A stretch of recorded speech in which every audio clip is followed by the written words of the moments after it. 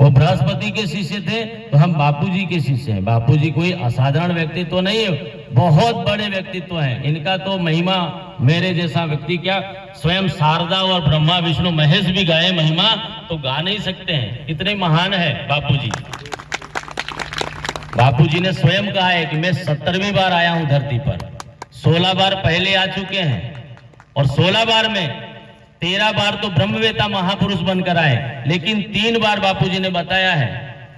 पहली बार बापूजी स्वयं राम जी के गुरु वशिष्ठ के रूप में आए थे। हमारे गुरुदेव राम जी जो समस्त संसार को तारने के लिए जिनका मंदिर बना जन्मभूमि में, उस राम जी के गुरु बनकर त्रेता में वशिष्ठ रूप में बापूजी प्रकट हुए थे। साधु साधु। और दूसरी बार द्वापर में जब भगवान कृष्ण जगत का उद्धार करने आए, तब भगवान कृष्ण भी ढूंढ रहे थे मैं किसको गुरु बनाऊं, क्योंकि मैं मनुष्य रूप में आया हूं। तब बापूजी सांदीपनी रूप में अवतार लिए थे और बापू कृष्ण का उद्धार किया था।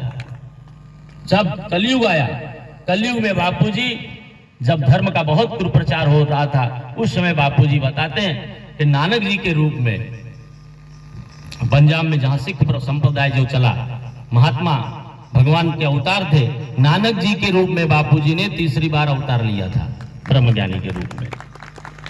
और ये चौथा अवतार हुआ है, सबसे विलक्षण अवतार है बापूजी का। और इस अवतार की लीलाएं अभी बहुत बाकी हैं।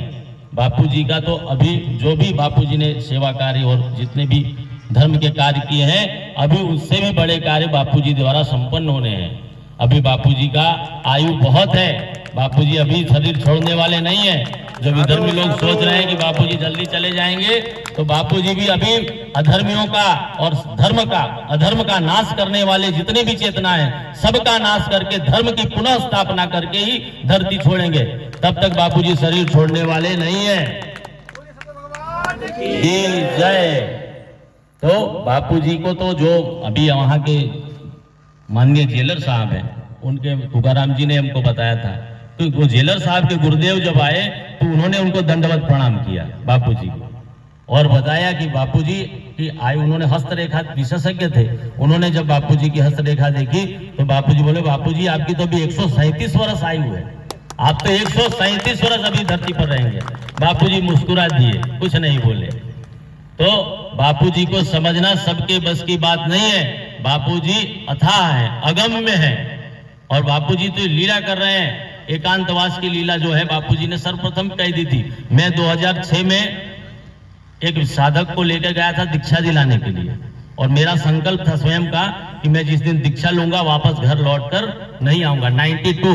92 से जब जितना छोटा था तब से बापूजी के पास जाता हूं, लेकिन बापूजी के मन में संकल्प था कि जिस दिन दीक्षा लूंगा गुरुदेव वापस घर लौट के नहीं जाऊंगा, ईश्वर प्राप्ति करके ही रहूंगा।